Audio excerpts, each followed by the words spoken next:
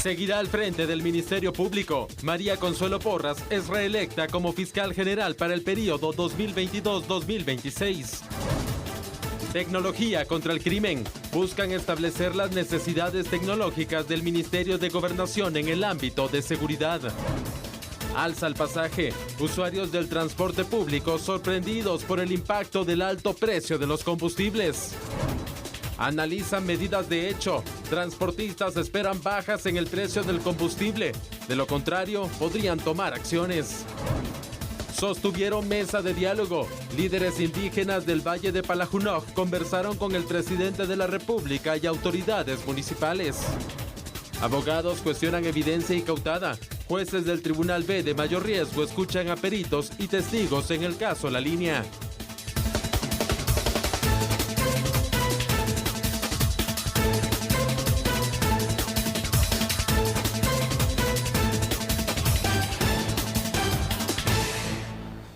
¿Qué tal? Buen inicio de semana. Muchas gracias por permitirnos informarle y acompañarle así en los temas destacados con el análisis respectivo. Un gusto poder saludarles y bueno, hoy uno de los temas que estaremos abordando, la elección de fiscal general y jefe del Ministerio Público. Julio, ¿cómo estás? Buenas noches. Hola, buenas noches, Sandy. Sí, por segunda ocasión resulta ser que se vuelve a elegir a alguien que ya había fungido como fiscal general, en este caso a Consuelo Porras. Bueno, pero es que los otros temas no dejan de ser tremendos. Tecnología contra el crimen y un alza desmedida en cuanto al tema del pasaje, que bueno, habrá que analizarlo muy fuertemente. Por supuesto, porque el combustible sigue aumentando y ya se empiezan a ver las repercusiones. Esto es en el ámbito nacional que estaremos analizando, pero también en lo internacional no deja de marcar noticia y polémica, ¿verdad, Andrés? ¿Cómo estás? Buenas noches. Hola, Andrés. ¿Qué tal, Sandy, Julio? Feliz noche. Y así es, a nivel internacional, Suecia y Finlandia dicen que formalmente van a pedir su ingreso a la OTAN, pero existe división porque dentro de la OTAN no todos están de acuerdo en que estos dos países ingresan y el gobierno de Joe Biden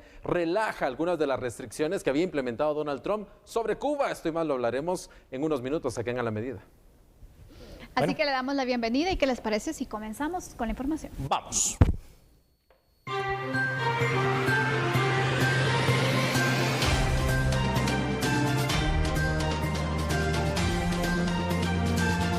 Y en conformidad con las facultades establecidas en el artículo 251 de la Constitución Política de la República y el artículo 12 de la Ley Orgánica del Ministerio Público, he tomado la decisión de nombrar a la actual fiscal general María Consuelo Porras Argueta para ocupar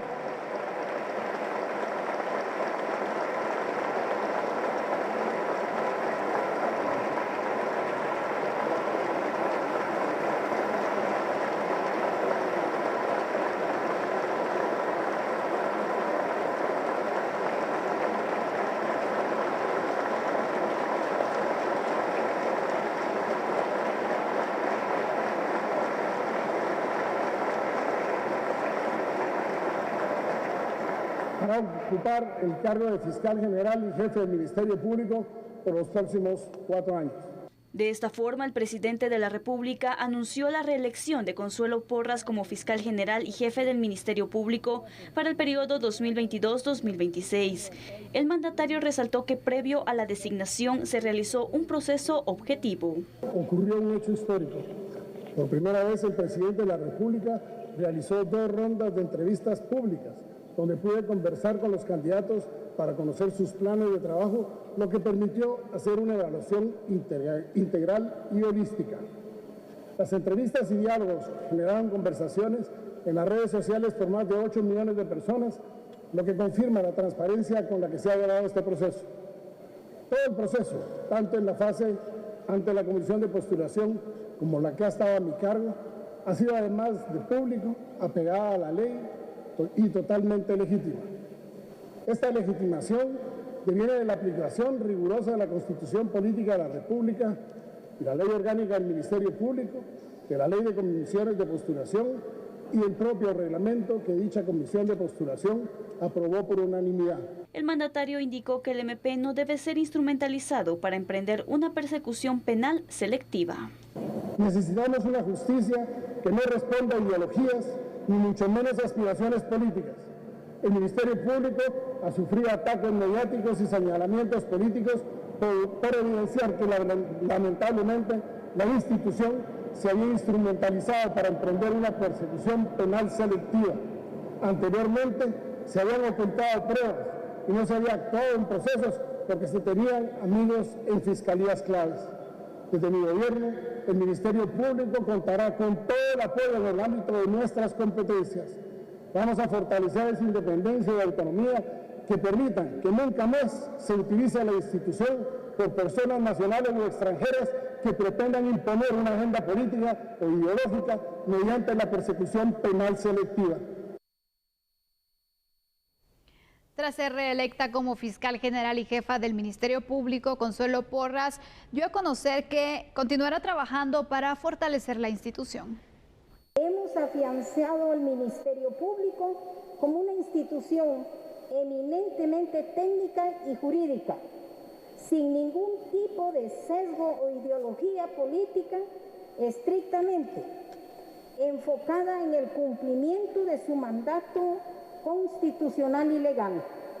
En ese sentido, al tomar posesión como fiscal general de la República y jefe del Ministerio Público, manifesté que yo sería la garante del cumplimiento y del respeto de la ley en el país, por lo que en esta tarde, con gran satisfacción y humildad, puedo afirmar que el haber instituido un Ministerio Público fortalecido de manera integral nos ha permitido actuar con total autonomía e imparcialidad, sin compromisos de ningún tipo, respetuoso del régimen de legalidad, garante del acceso a la justicia y obrante del cumplimiento de la ley y los principios de objetividad, transparencia e independencia. El Ministerio Público, como ente investigador y responsable de la persecución penal, juega un papel determinante en el sistema de administración de justicia del país, siendo una institución angular para su correcto funcionamiento. Es por ello que durante estos 4 años jamás escatimé esfuerzos para garantizar que el pueblo de Guatemala tuviera el Ministerio Público que se merece. María Consuelo Porras continuará frente al Ministerio Público durante los próximos 4 años y estos son sus planes.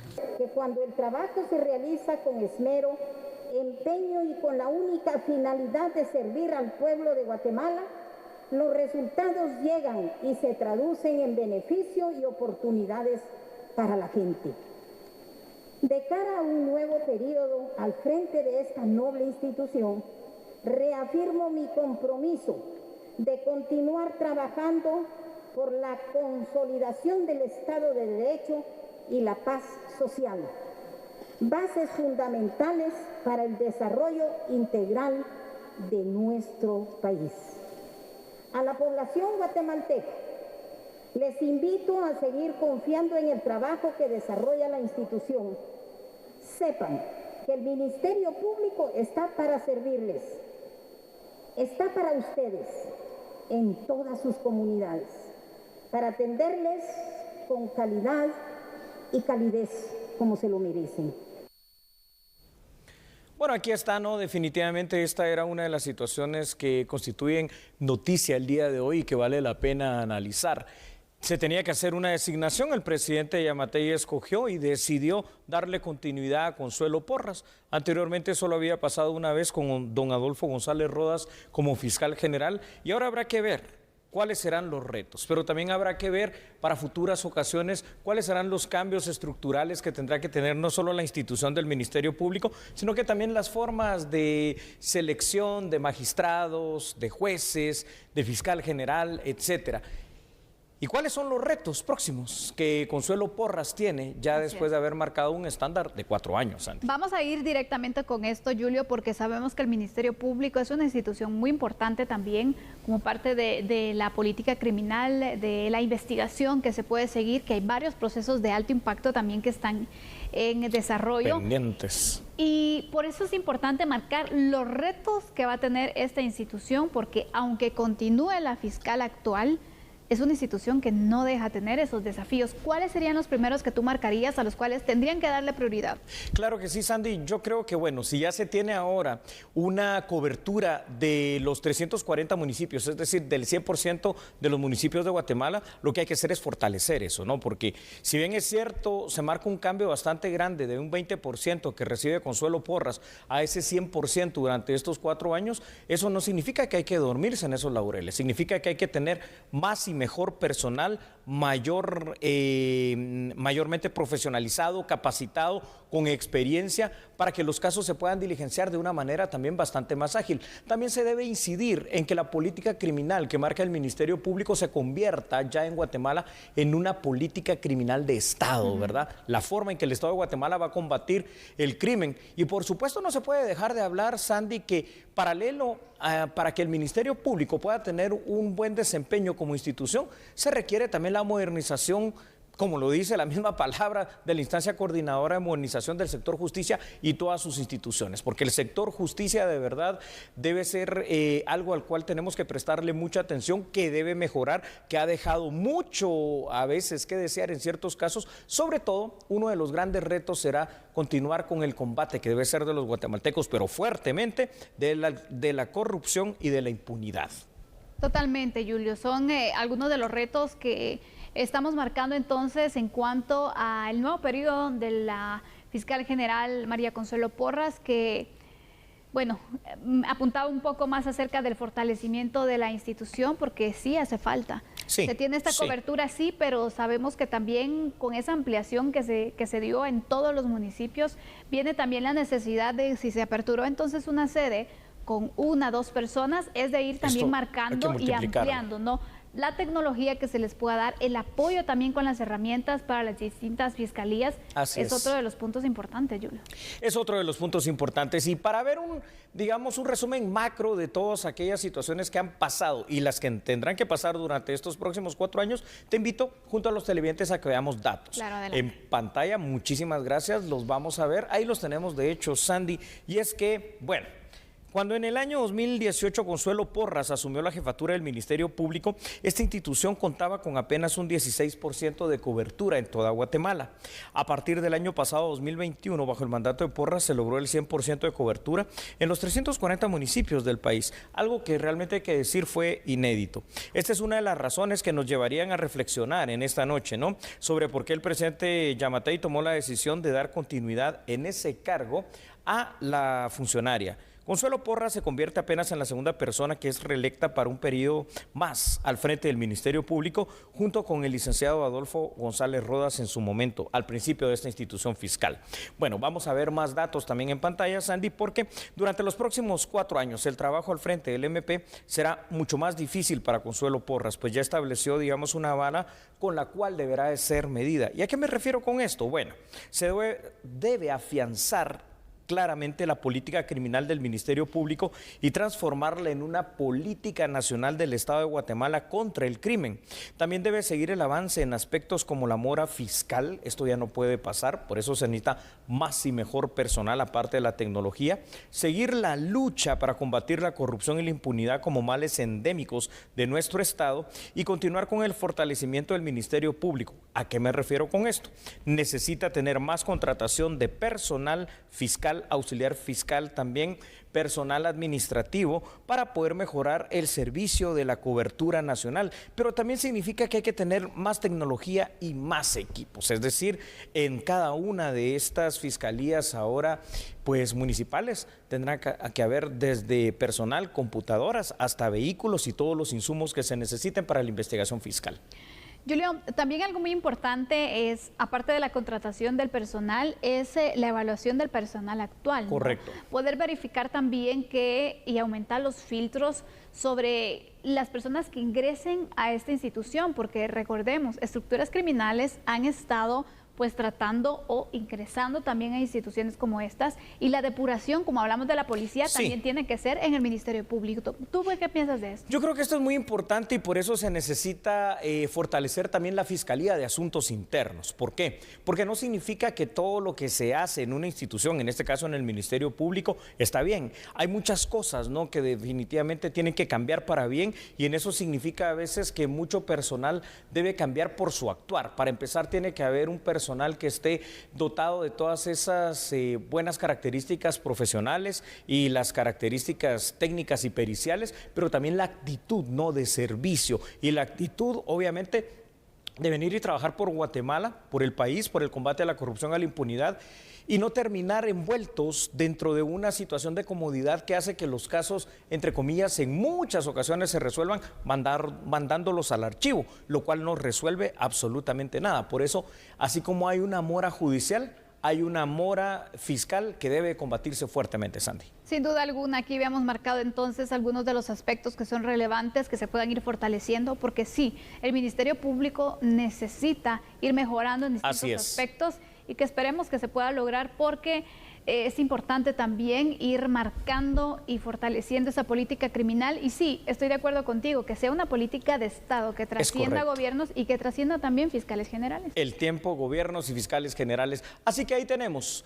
Para el periodo 2022-2026 se ha tomado ya la decisión, y en este caso es la continuidad de la actual fiscal general todavía, Consuelo Porras, quien tendrá esa nueva oportunidad, esperemos que así sea, de seguir avanzando en ese trabajo de fortalecimiento de la institución fiscal para un bien, y es el bien de la justicia de Guatemala y de todos los guatemaltecos. Mientras tanto, nosotros vamos a continuar en A la Medida contigo, Sandy, por favor, con más información.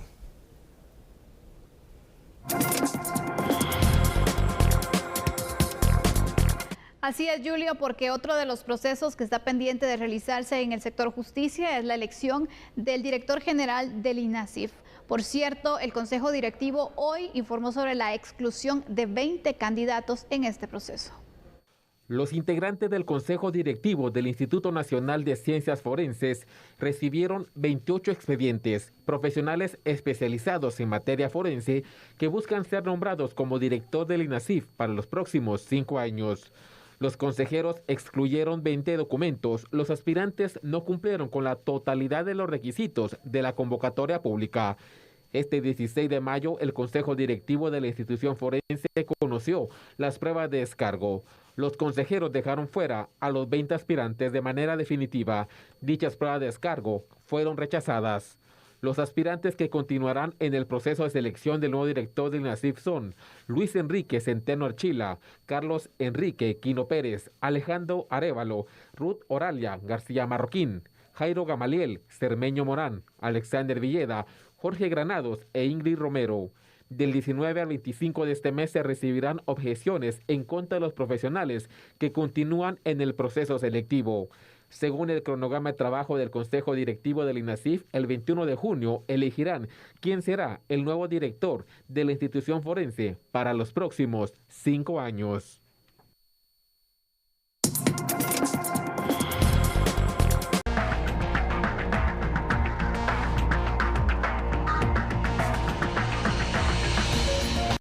A la fecha se está definiendo la creación de un mecanismo tecnológico que apoye en el combate de delitos como el cibercrimen, violencia intrafamiliar, violencia contra la mujer, entre otros. Nosotros estuvimos en reunión con el tercer viceministerio del Ministerio de Gobernación, así como lo hemos estado pues con otras instituciones públicas, y lo que hacemos es instalar una mesa de detección de necesidades del sector o de la cartera que atiende en este caso el Ministerio de Gobernación. Obviamente el tema de la seguridad es una de sus prioridades.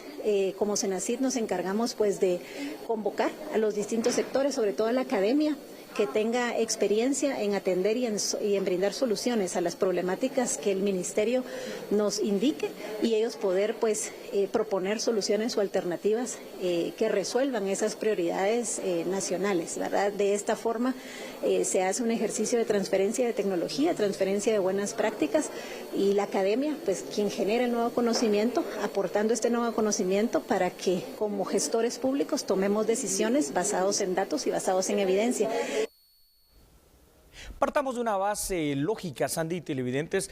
en justicia y en seguridad el uso de la tecnología es inminente, es decir, estamos en el siglo XXI y necesitamos utilizar todo medio y todo recurso que nos permita mejorar en el tema, por ejemplo, de la prevención, en el tema de la contención, en el tema inclusive de la investigación criminal. Por eso es que esperemos que esto que está haciendo la Secretaría de Ciencia y Tecnología con el tema del Ministerio de Gobernación se traduzca verdaderamente en situaciones reales que permitan poner a disposición de la seguridad de los guatemaltecos la tecnología. Julio, la verdad es de que el crimen organizado está muy bien equipado tecnológicamente, utiliza las distintas herramientas que tienen a su disposición. Entonces, ¿por qué no estar a la par cuando sabemos que estamos entonces actuando en contra de ellos, ¿no? Buscando la manera de poder erradicar esas estructuras, de poder capturar, de evitar que sigan delinquiendo?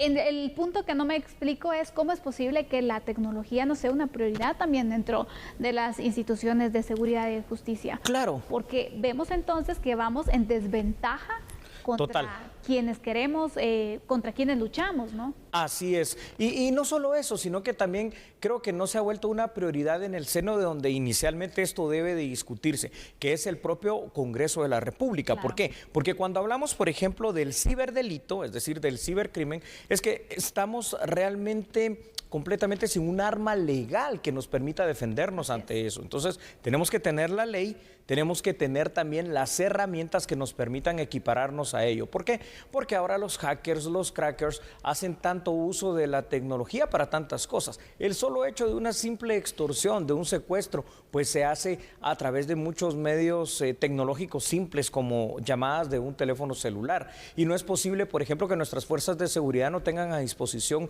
algunos escuadrones, por ejemplo, de lo que serían, bueno, ojalá tuviéramos helicópteros, pues, pero por lo menos drones y la capacidad de tener cámaras instaladas, pero las solas cámaras en sí instaladas por todo el país no van a prevenir un delito, lo va a hacer si hay un centro de monitoreo y hay una coordinación total con todo tipo de autoridad, incluyendo, Sandy, las autoridades locales. Así es, por eso es importante, Julio, buscar entonces qué herramientas tecnológicas se pueden utilizar contra el crimen organizado. También esto va de la mano con los recursos. Así es. Una asignación también de presupuesto para poder ir fortaleciendo esta situación. Pero pueden existir de verdad los proyectos, las iniciativas, la voluntad más grande y prometedora también. Correcto. Para poder erradicar así el crimen organizado. Pero si no se puede financiar, por gusto.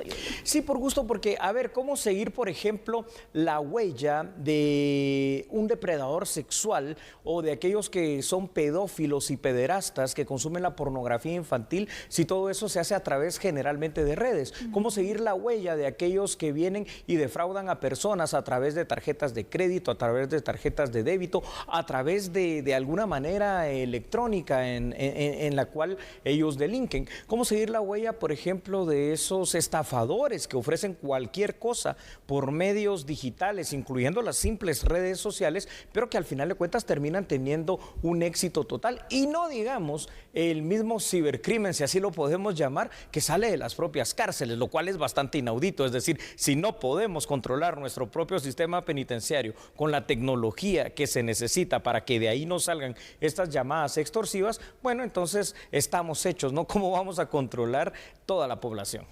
Sin duda alguna, Julio, así que es importante, de verdad, debería ser una de las prioridades de las instituciones de seguridad, poder entonces establecer herramientas nuevas, tecnológicas, estar a la vanguardia para poder de esta forma tener mayores resultados, porque imagínate, tienes un crimen organizado que uno de los puntos también a su favor es que generan mucho dinero. Sí, entonces, eso es cierto. Ellos tienen dinero para poder financiar cualquier cosa. Cantidad exactamente de herramientas tecnológicas que pueden tener. Y de hecho le están apuntando mucho, ¿no? Pero, ¿qué pasa con el Estado? Vamos atrasados, vamos varios pasos atrás, te diría. Yo te diría, no vamos 1, 2, 10 pasos atrás, iremos 100, 200, 300 pasos atrás por todas las herramientas tecnológicas. Y te digo algo antes de ir presentando acá de esta manera, que ustedes escuchen unos datos que les voy a dar. Las autoridades locales poco han hecho. Son 340 municipios que tienen policía municipal y que también tendrían que estar haciendo algo. Pero, a ver, Sandy, estamos en pleno siglo XXI. Es el más tecnológico, indudablemente, de todos los que ha existido en la historia de la humanidad. Y esto en Guatemala se tiene que ver reflejado también en esta materia. En materia de seguridad, la tecnología puede llegar a ser preventiva, hasta cierto punto podría llegar a ser disuasiva si se empata con otros mecanismos que la puedan hacer eficaz. Es decir, es necesario que el Estado guatemalteco, Sandy y televidentes, dote a las fuerzas de seguridad, Ejército y Guatemala de toda la tecnología posible para combatir al crimen organizado. En todo caso, la Policía Nacional Civil ahí necesita cámaras, computadoras, software, centros de monitoreo, personal especializado, drones y más insumos tecnológicos para brindar un excelente servicio. Ahora bien, la tecnología va a ser efectiva siempre y cuando exista suficiente personal calificado y capacitado para el manejo de la misma. Policía Nacional Civil desarrolla su labor de prevención y represión del delito, yo diría que hasta el día de hoy de una manera bastante empírica y arcaica, por lo que la tecnología también debe trasladarse a la academia de la PNC, que desde allí salgan educados en estos temas tecnológicos. Aparte de ello, es importante que los legisladores, Andy, puedan brindar las herramientas legales necesarias para combatir el ciberdelito. Y aparte, se requiere que la investigación criminal sea fortalecida con equipos tecnológicos de alto nivel para que, por ejemplo, el INASIF pueda tener todo ese control y que la prueba sea un 100% científica. Son tantas cosas, tantas. La verdad que hay mucho que hacer. Lo que yo no entiendo, Julio, es cómo la seguridad en nuestro país no es un tema relevante. No, no lo es. Cuando al final también rige otros aspectos, como nuestra economía, porque si no hay seguridad, entonces hay muchos negocios que están quebrando, hay muchas empresas que deciden ya no invertir en nuestro país. Hay mucho desempleo, total, viene una serie de problemas sociales a raíz también de la inseguridad. Muchísimo. Entonces, ¿por qué no darle la relevancia que merece, el apoyo que corresponde y hacer una evaluación de prioridades? Yo creo que en esto que tú hablas de evaluación de prioridades, tenemos que trazarnos una meta como Estado, la cual debería ser la siguiente. Son tantos los problemas profundos del Estado y de la sociedad guatemalteca realmente, que hay que pensar que, digamos, en 4 años que dura cada un gobierno, no se pueden resolver todos, pero se puede empezar a resolver aquel que va a generar una serie de acciones que van a girar en torno de él para que otros se vayan resolviendo como problemas. Por ejemplo, trabajar en materia de seguridad fuertemente, profesionalizando como debe ser a la policía, cambiando lo que es hoy por hoy el sistema penitenciario, apuntándole a la tecnología, apuntándole realmente a tener el número de elementos policiales que necesitamos en las calles, bien equipados, bien armados, bien dotados, nos va a permitir dar seguridad, dar tranquilidad, controlar el sistema penitenciario, frenar las extorsiones y, por supuesto, cuando eso pase, vamos a atraer inversión y va a haber trabajo, va a haber oportunidad, va a haber desarrollo y obviamente van a haber nuevas situaciones en las cuales probablemente hasta el turismo regrese a Guatemala y eso ya significa per se un bienestar. Pero si no hacemos eso y no vemos realmente que eso se esté haciendo, bueno, aquí vamos a poder hablar con toda la buena intención, pero no somos quienes para que esto cambie. No, totalmente no.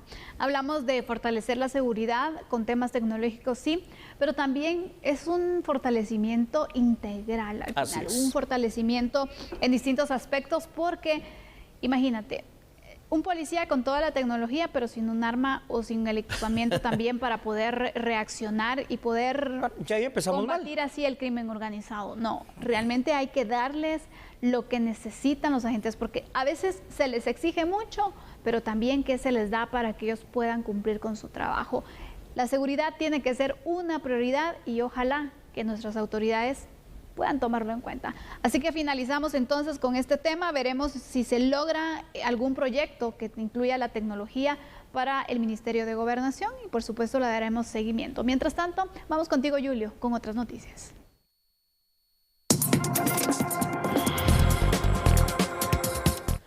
Claro, Sandy, con mucho gusto, y es que vamos a hablar en este momento para que todos ustedes sepan acerca de que líderes indígenas del denominado Valle de Palajunoj, allá en Quetzaltenango, sostuvieron el día de hoy una mesa de diálogo con el presidente de la República y también con autoridades municipales de su departamento. Esto con el fin de poder llegar y establecer las bases de un acuerdo para el denominado Plan de Ordenamiento Territorial de todo lo que es el Valle de Palajunoj. Aquí está la información. Líderes indígenas del Valle de Palajunoj, Quetzaltenango, se encuentran en desacuerdo por el plan de ordenamiento territorial que lleva a cabo la municipalidad del departamento. Uno de los motivos por los cuales rechazan el POT es que se les impuso y no fue consultado a la población. Además, aseguraron que afecta a personas de escasos recursos en el tema de las licencias de construcción, pues piden una cantidad de requisitos que la mayoría de la población, que es analfabeta, no puede cumplir. Por este motivo, este lunes llegaron hasta la Casa Presidencial con el fin de iniciar una mesa de diálogo con el presidente de la República, Alejandro Yamatei, en la que se abordarían los temas de inconformidad respecto al plan. El concejal séptimo municipal de Quetzaltenango, Rodrigo Villatoro, dijo que fue una reunión satisfactoria, pues tanto las autoridades municipales del departamento como los líderes comunitarios están en disposición a encontrar soluciones a las inconformidades de los demandantes. También refirió que el próximo miércoles y jueves se sostendrá una mesa de diálogo con las autoridades de gobernación, con el fin de escuchar y verificar los cambios que piden las 10 comunidades del Valle de Palajunoj. Además, el concejal municipal dijo que en acuerdo con el presidente de la República, estas mesas técnicas de diálogo no deben durar más de 2 meses para lograr hacer los cambios de un plan parcial para los comunitarios. Los líderes indígenas del Valle de Palajunoj acordaron levantar los paros y manifestaciones durante el tiempo que dure la mesa técnica.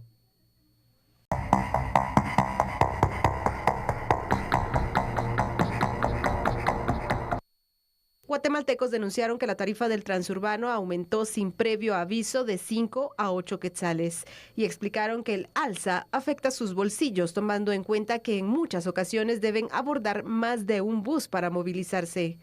Pues yo no estoy de acuerdo que le aumenten al extraurbano, porque hay gente que tiene y hay gente que no tiene.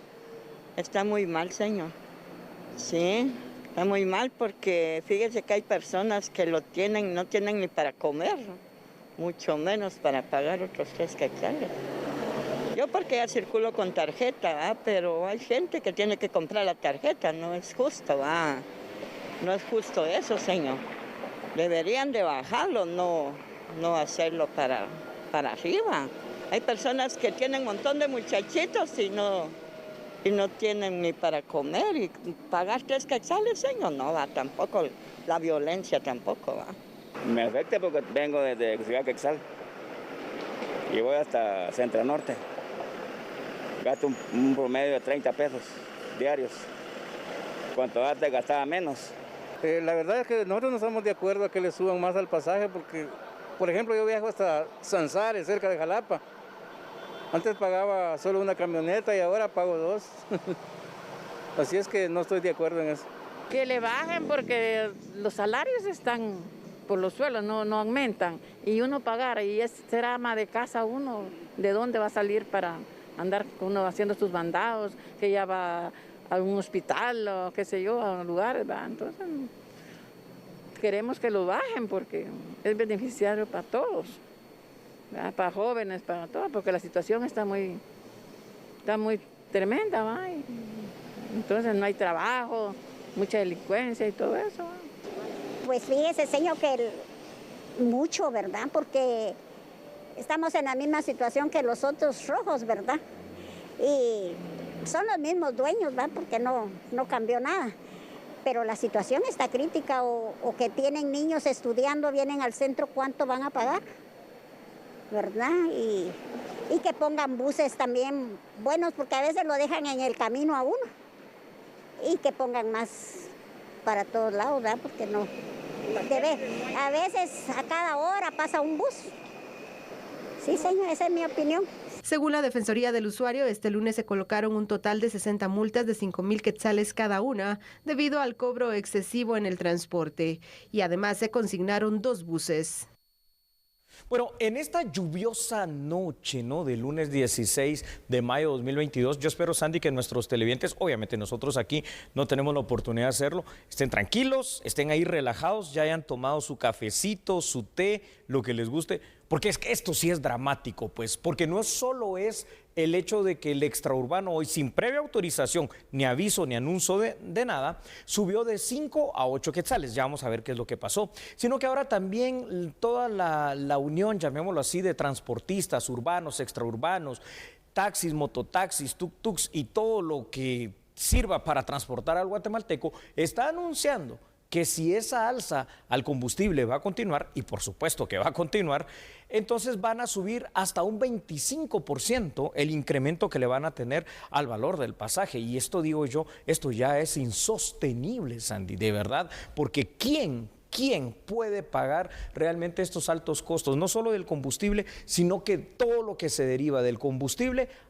hacia todos los productos de primera necesidad, y uno de ellos, el transporte, porque si no, ¿cómo llegas a tu lugar de trabajo, a tu lugar de estudio? Exactamente, Julio. La verdad es de que vemos las serias complicaciones que se están viendo ya derivado del aumento en el combustible. Así es. Esta semana, pues, un nuevo aumento que se da. Vemos que vamos rumbo a los 50. Por eso el subsidio no es la solución. Es lo más duro. Y sí, hay algunos sectores que se han pronunciado, sí, hay algunos sectores que se han pronunciado, por ejemplo, los importadores de vehículos, bueno, ya están y han indicado, bueno, si no se aprueba el subsidio, vamos a tomar medidas. Pero a eso iba, Julio, ¿es la respuesta la aprobación de la extensión del subsidio? Porque de hecho el Congreso esta semana va a conocer este tema. Sí, yo creo, Sandy, que ya, a ver, pongámonos en una postura seria.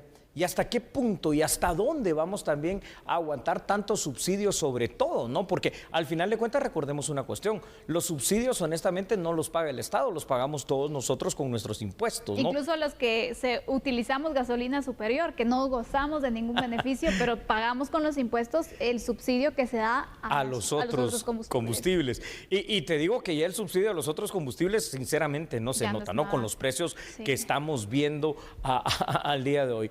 Entonces, yo creo que aquí ha llegado el momento de hacer un alto en el camino, de reflexionar seriamente y de prever que se vienen serios problemas sociales. Pero ¿no? ¿qué hacer para poder entonces ayudar así a la economía nacional? Aquí está la solución. Claro, polémica, ¿no? Polémica, porque muchos dirán, esta no es la solución más coherente, pero es la solución más necesaria en este momento. Y vuelvo a recalcarla, es decir, a hablar sobre el tema de la suspensión temporal del famoso impuesto a la distribución de la gasolina. Son 9 quetzales prácticamente que ahí estaríamos ahorrando, y esto traería como consecuencia que los precios de la canasta básica, incluyendo el transporte y de los combustibles, por supuesto, tengan que bajar. Julio, vamos a ir con unos datos y ¿qué te parece si regresamos con este punto que es muy importante también poderlo analizar? Sí, me parece muy bien, Sandy. Bueno, como todos sabemos, ¿no?, la crisis mundial del aumento de los combustibles se hizo sentir fuertemente esta mañana. Por ejemplo, en Guatemala, en esta alza no anunciada del pasaje en el transurbano, los guatemaltecos usuarios del transurbano tuvieron que pagar 3 quetzales más, es decir, hasta 8 quetzales de pasaje para ser trasladados por este servicio. Y esto derivó en la imposición de varias multas a esos buses. Sin embargo, no es el único problema que a lo inmediato se vislumbra, pues los transportistas, Sandy, urbanos y extraurbanos han dejado ver su intención de aumentar hasta en un 25% el valor del pasaje actual, que por cierto ya nunca bajó. Eso también se haría extensivo a los taxis, mototaxis y tuk-tuk, lo cual verdaderamente vendría a afectar la débil y frágil economía en estos momentos, después de una pandemia que ni siquiera ha terminado, de los hogares de los guatemaltecos. Por su parte, y en otros datos, Andy, las autoridades respondieron ante el alza del pasaje al transurbano con la consignación de 2 autobuses, aparte de multas de 5,000 quetzales a cada uno de estos buses que pudieron implantarle esta multa. Si esto no se logra resolver entre autoridades responsables y transportistas, podría derivar en otro problema social que sería la falta de transporte público, lo cual también viene a dificultar la economía guatemalteca. Uno de los efectos lógicos que podría verse a la inmediatez es el aumento al parque vehicular, pero sobre todo, Sandy, en el tema de las motocicletas para quienes les sea posible adquirir alguna. El transporte público en general en Guatemala es de mala calidad, es inseguro y ahora está alcanzando un costo que lo hace imposible considerando sus características para muchas familias guatemaltecas. Y todo esto derivado del alza de los combustibles. Y es aquí donde necesitamos otro tipo de solución que ya no sea el subsidio. Ya no aguantamos. Una de las soluciones que tú nos indicabas antes de esta información era el tema de uno de los impuestos. Así es. De los derivados entonces del petróleo. Es correcto. En este caso, las autoridades, por ejemplo, de finanzas han indicado que no ven viable esta opción porque creen que con esto se podría aumentar la deuda. Pero ¿cuál es la propuesta que tú haces o el análisis que haces sobre plantear entonces esta reducción al impuesto? Fíjate, Sandy, que sí, ese es uno de los argumentos principales. Y el otro gran argumento es que no se va a llegar a la recaudación fiscal. Dejaría el de la recaudación fiscal como algo secundario, considerando que estamos hablando de la economía, del bienestar y del día a día de los guatemaltecos. Esta es una verdadera crisis y una recesión económica mundial. Entonces, ¿cómo tenemos que responder? Ya lo han hecho otros países, temporalmente, y temporalmente no te sabría decir cuándo, ¿no? Dependemos también de los rusos y los ucranianos en cuanto a ese conflicto que ellos tienen, será 3, 4 o 6 meses los que sean necesarios. Si podemos obviar como Estado guatemalteco esta situación del impuesto a la distribución del combustible y sus derivados y otros impuestos que vienen anexos a la gasolina. ¿Pero qué va a pasar? ¿Se va a recaudar menos?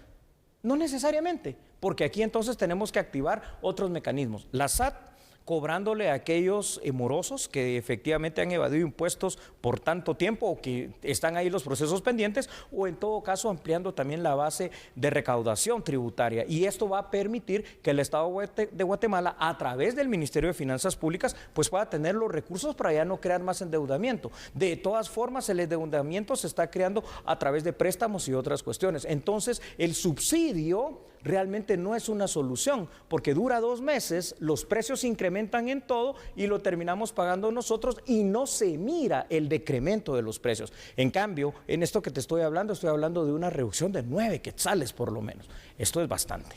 Sí, podría ser entonces uno de los planteamientos que analicen las autoridades, pero queremos de verdad que se pueda tomar esto con seriedad, porque mira, Julio, pasaron varias semanas hasta que se aprobó un subsidio, que fue una ayuda que en su momento se pensaba, bueno, va a venir a calmar un poco esta situación. Y vimos que no. ¿Por qué? Porque a los días se dio un aumento que ya no era nada del subsidio, entonces que se había aprobado. Y ahora viene nuevamente el aumento, es decir, la situación no ha cambiado. Es correcto. Los motivos que aparentemente están provocando también este aumento en el petróleo no han variado, no hay esperanza que esta situación se vaya a calmar y por lo tanto, de verdad, hace unas semanas hablábamos, vamos a llegar a los 40 quetzales, nos asustábamos, ahora ya estamos sobrepasando los 40 quetzales. Tú estás diciendo ahorita una gran verdad y esto es una alerta temprana en el momento en el cual podemos hacer algo, es decir, vamos camino a los 50. Y ya no podemos, si el combustible, si la gasolina llega a esos extremos, de verdad, señoras y señores, esto va a ser un caos a nivel nacional en la economía y esto va a generar más pobreza y al generar más pobreza hay más violencia y al haber más violencia, pobreza, hay más hambre, hay más migración, hay más problemas. Así que hay que hacer un debate ya rápido, fuerte y también, como lo mencionó Sandy Monroy, serio en el tema de qué hacer para evitar ya esta alza, por lo menos temporal, en el costo de todo, partiendo del precio de los combustibles y los derivados de los mismos. Y por eso la única alternativa viable, puede ser, tal vez algún economista nos lo dice, que hay es el tema de ver temporalmente el bajar, el disminuir, el no cobrar temporalmente estos impuestos a la distribución de la gasolina. Vamos con más información, por favor, Sandy, mientras seguimos todos preocupados con este tema.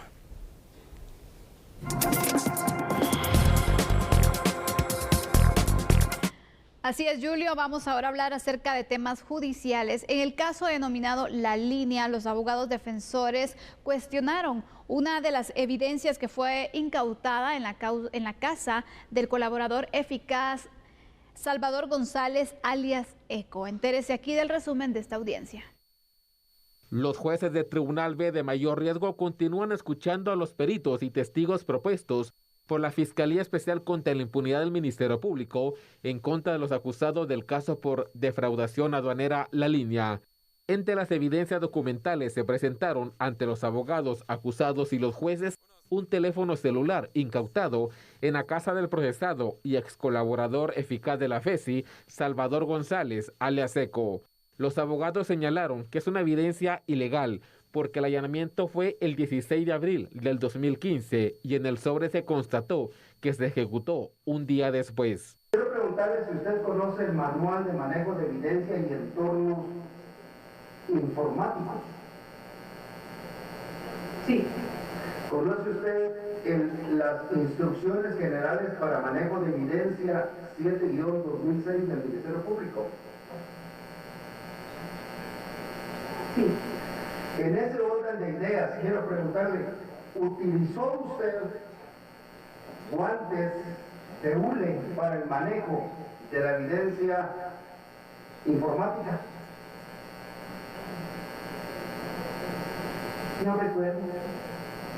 Según la investigación del Ministerio Público, una organización criminal dirigida por ex altos funcionarios del Estado de Guatemala defraudó al país por 28 millones de quetzales, realizando cobros ilegales en 3 aduanas del país. Los cobros irregulares, que le llamaron la línea, la cola o la colocha, eran diferentes cantidades de dinero que permitían agilizar el ingreso de los contenedores con la mercadería de los importadores.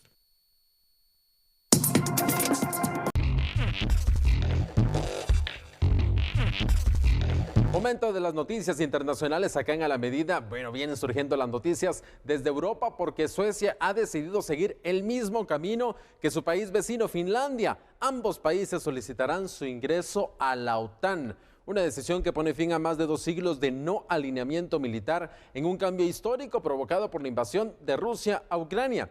Una decisión que despertó fuertes objeciones de Turquía, un miembro clave de la OTAN que ya declaró que no se debería permitir a ambos países ingresar a la alianza. Turquía afirma que han sido demasiado permisivos a la hora de actuar contra militantes kurdos, un grupo a quienes Turquía señala de terroristas. Y ojo, solo se puede entrar a la OTAN si todos los miembros actuales están de acuerdo. La primera ministra de Suecia advirtió que el país nórdico se encontraría en una posición vulnerable durante el periodo de solicitud e instó a sus conciudadanos a prepararse para la respuesta de Rusia. Rusia, claro, ha advertido en repetidas ocasiones a Finlandia y a Suecia sobre las repercusiones que tendría su adhesión a la OTAN, pero el presidente ruso Vladimir Putin pareció restarle importancia el lunes a la posibilidad. Putin dijo que Moscú no tiene ningún problema con que Suecia o Finlandia soliciten el ingreso en la OTAN, pero Putin dijo que la expansión de la infraestructura militar de la OTAN en los dos países daría lugar a una reacción. Mientras tanto, dentro de Ucrania, más de 260 soldados ucranianos han sido sacados de una planta en la ciudad de Mariupol, incluidos algunos gravemente heridos, evacuados de esta planta siderúrgica en esta ciudad de Mariupol y trasladados a zonas bajo control ruso. Las Fuerzas Armadas de Ucrania afirmaron que 53 soldados gravemente heridos fueron trasladados a un hospital en Novoazovsk, una ciudad controlada por los rusos. Además, otros 211 combatientes fueron evacuados a Olevnik a través de un corredor humanitario. Ucrania afirma que se negociará un intercambio para que puedan regresar a casa y que hay misiones en marcha para rescatar a los soldados restantes en esta planta. Aún no está claro si los heridos serían considerados prisioneros de guerra por parte de Rusia, una evacuación que marca el final de lo que hasta el momento ha sido la batalla más larga y sangrienta de la guerra de Ucrania. Para los ucranianos, la planta de Azovstal se ha convertido en un símbolo de resistencia. Cientos de soldados que han continuado luchando en ese lugar, incluso después de que el resto de la ciudad ya estaba en manos de las fuerzas rusas. Mientras que en Estados Unidos el gobierno de Joe Biden anunció un relajamiento de ciertas medidas sobre Cuba, las cuales incluyen la ampliación de más vuelos comerciales hacia Cuba. Entre las medidas anunciadas también se incluye el restablecimiento de un programa de reunificación familiar que llevaba suspendido varios años, además del aumento de los servicios consulares y el procesamiento de visas, además del restablecimiento de los vuelos comerciales a Cuba, que hasta ahora solo llegaban a La Habana. El gobierno estadounidense también suspendió el límite de remesas familiares familiares, que era de $1,000 por trimestre. También afirmaron, según el comunicado, que apoyarán las remesas de donaciones a los empresarios cubanos con el objetivo de empoderar a las familias para que se apoyen entre sí y para que los empresarios amplíen sus negocios. Las medidas tomadas se producen tras una larga revisión de las políticas implementadas por Trump hacia Cuba. Biden prometió durante su campaña revertir las políticas de Trump sobre Cuba, que Biden califica de fallidas. Una de las políticas más duras era la restricción de $1,000 por remesa, tan solo $1,000 cada 3 meses.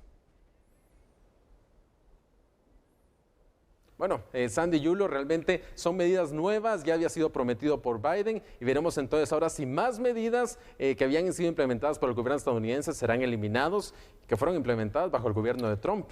Bueno, vaya panorama mundial, vaya panorama nacional.